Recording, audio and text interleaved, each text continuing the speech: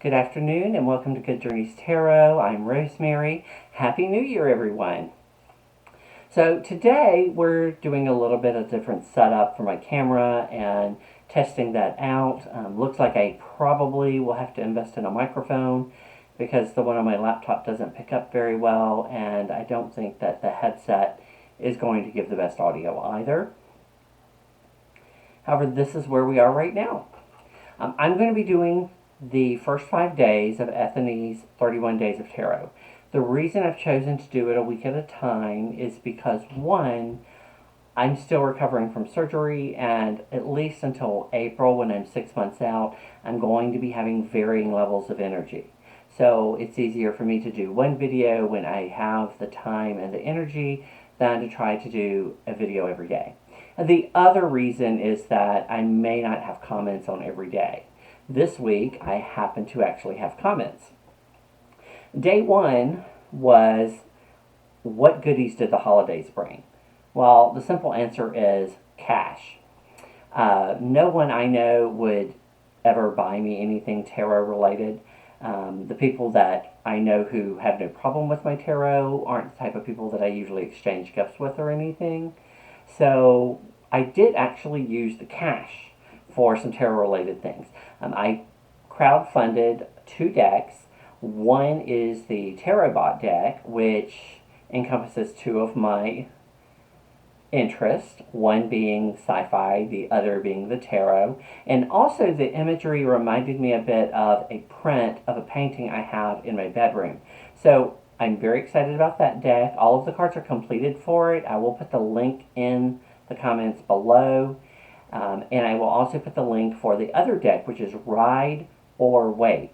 That's R-I-D-E or W-A-I-T. Now, that crowdfunding campaign does not have all of the cards published yet on the website, but the ones that they did have published were great. It is RWS based, but the cards that I saw in the major arcana were distinctly modern and different from the RWS itself.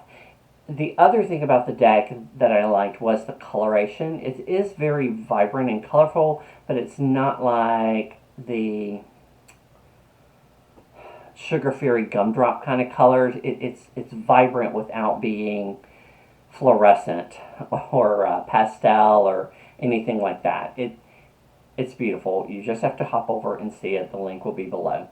I also used some of the cash to pick up a replacement healing candle. I actually have been using this candle as part of ritual as a heal.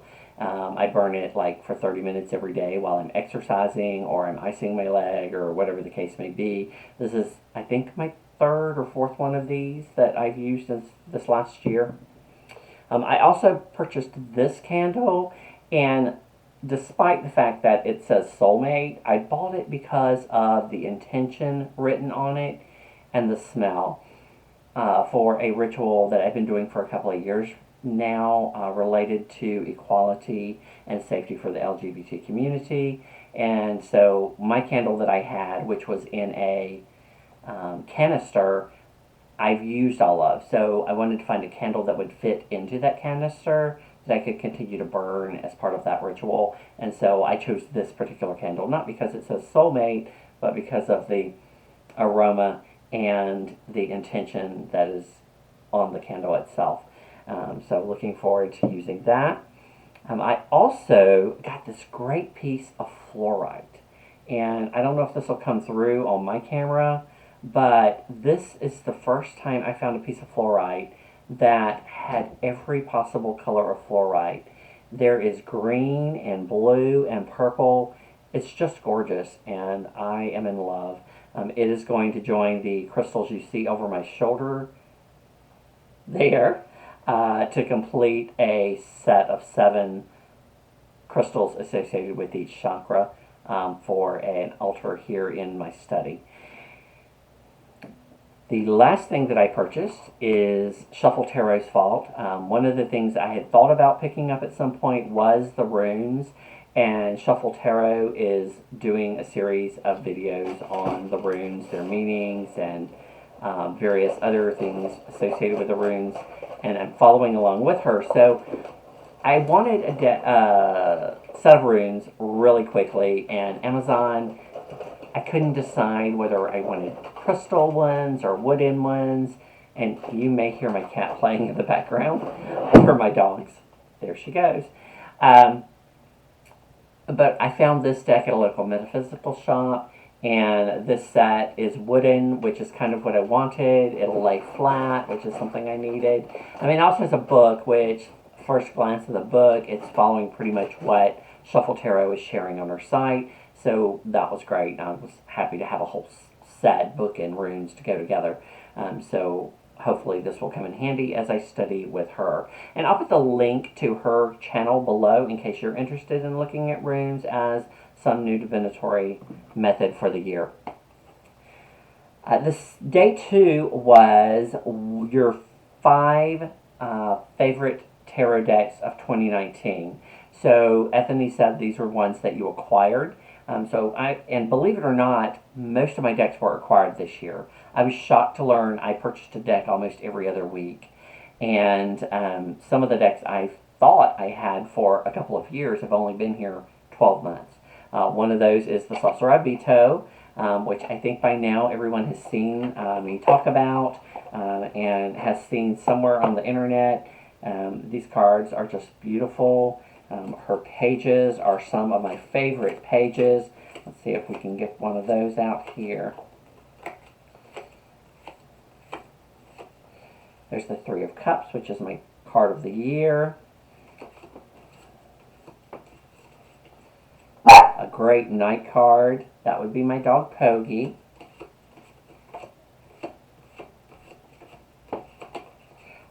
Here is the great pages.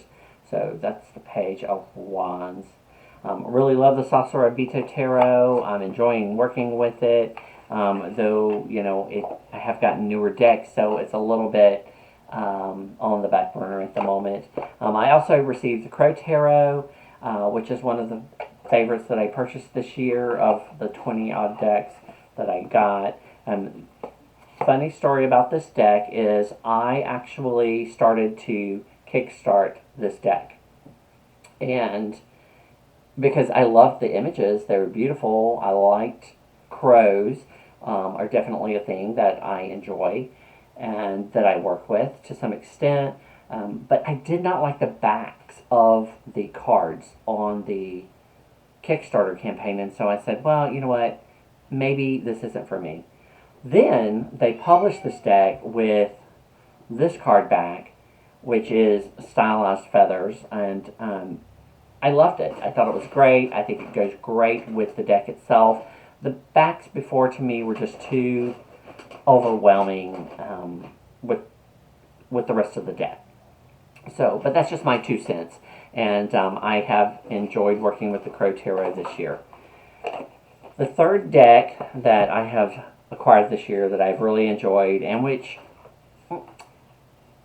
isn't really a tarot deck because it's not 78 cards, but all 78 cards are represented, and that is the 53 card Illuminated Tarot, which was designed as a deck of cards. And I originally purchased it because I wanted to learn a little about the association of a deck of cards to the tarot.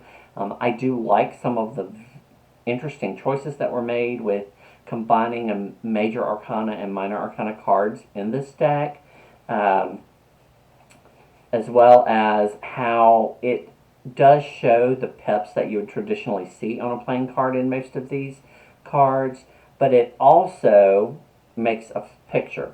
So, like, for example, here's the 10 of Spades. Now, this would be the 10 of Swords or the Judgment card. And I actually could see how those 2 cards are related, and I thought that the rooster crowing was an interesting choice for Judgment. That's one of the reasons that I grabbed this deck. That's the Illuminated Tarot.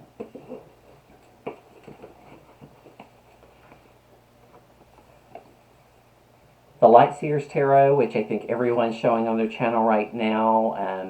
I think the Kickstarter was probably a much better choice, But I did not get to crowdfund this deck. I found out about it a week after the crowdfunding ended and was very disappointed. I was happy to see that it was being produced. There were a lot of production issues with this deck. The cardstock is, I mean, it might actually be better cardstock had it been trimmed better, had it been punched out better, but the way it was done, it's a little, it's just not great cardstock. But the imagery, the colors are all there. And I do enjoy working with the deck. After I edged it, I'm somewhat happier with it. The edging I did was actually a platinum, so it kind of sort of goes with the coloration in the back of the card without being overwhelmingly white and jagged like it looked before due to the poor trimming of the cards at Hay House. So, love this deck. Glad to have it in my collection. The last deck that I acquired in 2019, which is currently my deck, the go-to deck for anything and everything, is the Slow Tarot by Lacey Bryant, and it is a series of 79 works of art in oil, which she did over several years, and I just think the images are lovely. They're modern without being, what's the word? Time specific. So they're not antiquated, but they're not so modern that you're going to think 20 years from now, oh wow, that was 1999, 2019, or whatever the case may be. There are some cards in here that have an interesting take on the tarot that take a bit to get used to. One of mine was the Seven of Pentacles, which actually shows someone cheating at a game of poker. A lot of people had problems with the coloration of the water in the King of Cups. I actually loved it because it showed the fact that water around the world and in different places is different colors. I mean, everything's not blue. Some water is green. And there is my card of the year, the Three of Cups. So I do love this deck. In fact, one of the odd things about this deck is that the paper feels thin, but these decks, because they have a linen finish, to me feel much more safe from getting harmed than, say, this deck, which I feel like I could damage easily. Now, the weird thing is that neither of these decks actually have very thick cardstock, but this one is so much thinner, and it surprises me because this feels thicker than this does. So many reasons to love the Slow Tarot. For me personally, I'm excited to have it in my collection, and I'm looking forward to working with it for many years as I drop cards from my Light Seers deck. So day 3 was Oracle decks that you acquired this year, and I was shocked to discover that I actually purchased 6 Oracle decks. I don't usually work with Oracle decks, but I do tend to like having Oracle decks to go with my tarot decks during certain readings, and I did purchase a print-on-demand deck that Benabelle Wynn had put out, and I used it to work with her Vitruvian edition, but that's not one of the 5 I want to show you. The 5 that I was most excited about, and one of them I thought I had had for 2 years easily because I've been working with it so much. This one is my newest one. This is the Moon deck, and this deck is very feminine, and it is, there are some criticisms of this deck out there. I find that it works for me. It's a nice, soft energy, beautiful to work with as far as me personally, as I think about building relationships this year. This is probably the deck I'll be working with during the full and new moon. There are some lovely images, and again, it's a very feminine deck. There are no men in this deck. One of the things people have said about this deck is that because they used the types of ink and paper that they did that they do wear. But I'm pretty easy on my cards, so I don't foresee that being a problem. The other deck I acquired this year was the Oracle of Echoes by Anatorian. The main reason I purchased this was that I am awaiting a deck that she drew for someone else and painted for someone else, and I thought this would be a deck I could work with that one. I did a video as well as an Instagram about edging this one in red and black to go with the backs of the cards. They're lovely images. I like her keywords on them. They go really well with their images. And this is a deck that I could read without looking at the book, which there isn't one. You have to print a little booklet to go with it. My problem with a lot of Oracle decks is either the words don't go with the images to me, or there are no words, and I don't know what they're trying to convey, which that's where intuition would come in, one would argue, yes. But if I can read it without going to a book, then I'm more likely to like your Oracle deck. I also like them. I like my systems to be organized in some fashion. Many Oracle decks are not. So it's important to me, if you're not going to have a structure to your system, that you at least make the cards readable without your book. The third one that I acquired this year is the Oracle of the Radiant Sun, which is actually a reprint of a deck that had been out of print. And the main reason I purchased this was because I was looking to learn more about astrology, and this deck actually has on it, if you look at the bottom, there's a picture, there's a keyword. I haven't actually understood all the symbology yet in the pictures, but at the very bottom you'll see it gives you the planetary and the zodiac references at the bottom that relate to the cards. And I've enjoyed using it to work that way. Like if I'm doing my astrological chart, for example, I'll pull the cards that correspond to those planets and signs in my chart to help me understand a little bit. It's been good. I've enjoyed it. It is a large deck, though there are small cards. The deck together is actually very thick, and I'm enjoying learning a little bit from that. But I've just begun to work with it.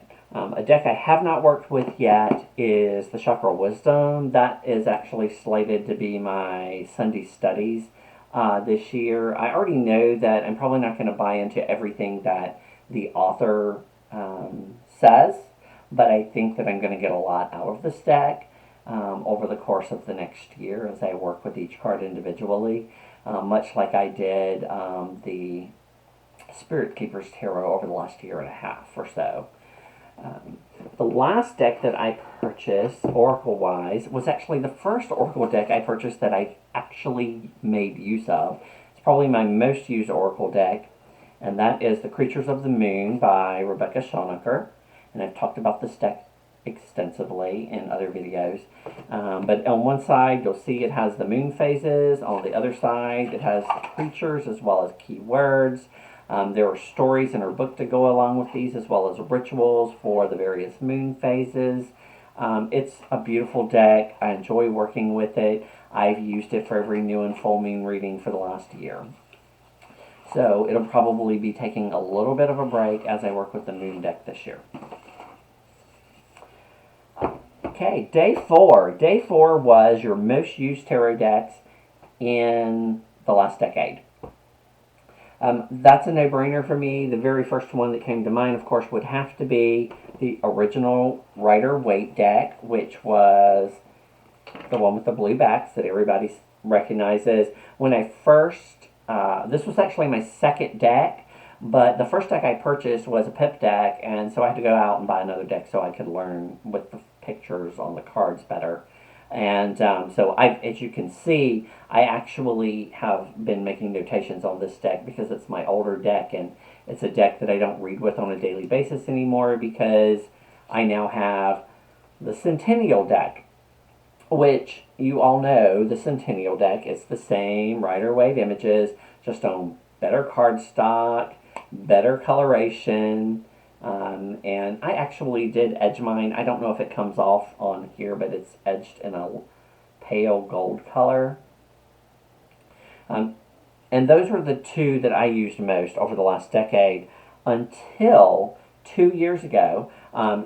End of 2017, the original Rider Waite deck got damaged, and I attempted to replace the cards, but despite having gotten cards twice from US Games, neither time were they cut like the first deck that I had gotten, and I couldn't trim them to match, and I finally just gave up. There are actually two cards in this deck right now that are smaller than the others, and I figured I can live with that better than the cards that were larger than the others. 2 years ago, I purchased the Golden Thread Tarot, and this is probably this deck lately has been calling to me. I've been wanting to get back to this deck. I used it for my daily card pulls for a year and a half, up until this year when I got the next deck I'm going to show you. Um, and I love it. It's simple, but it follows the RWS. It's plastic. It's easy to clean up. I mean, there's so much I love about this deck, and I really have been feeling like it's been calling to me in the last week and a half to get back to it. So I'll probably be using it again shortly. So it will likely be the most used deck in my next 10 years, along with the Slow Tarot, since they seem to be speaking to me over and over again. The 1, 2, 3, 4. Okay. So this is my fourth deck, and that is the Deck of the Bastard. So the Deck of the Bastard, as you may be aware, you can get in paper cardstock or plastic, or waterproof, what they call waterproof. I got the waterproof. You also can select your back. So this is the back I selected. I thought it went with the fronts of the cards better than most of them. It also reminded me a bit of the backs of these cards, which I love this Rose and Lily's back. And that's one of the reasons that I am constantly keeping an eye out on the possibility of getting a copy of the Pamela Coleman Smith RWS first edition that was done by, I believe it was Los Scarabeo, on which the Radiant White Spirit is based, because I think that's my ideal RWS deck, if I can ever find a copy of it. Anyway, I'm digressing. So the Deck of the Bastard, interestingly enough, the card that's currently showing is Temperance. Temperance is the only card in this deck that I kind of had a little bit of an issue with.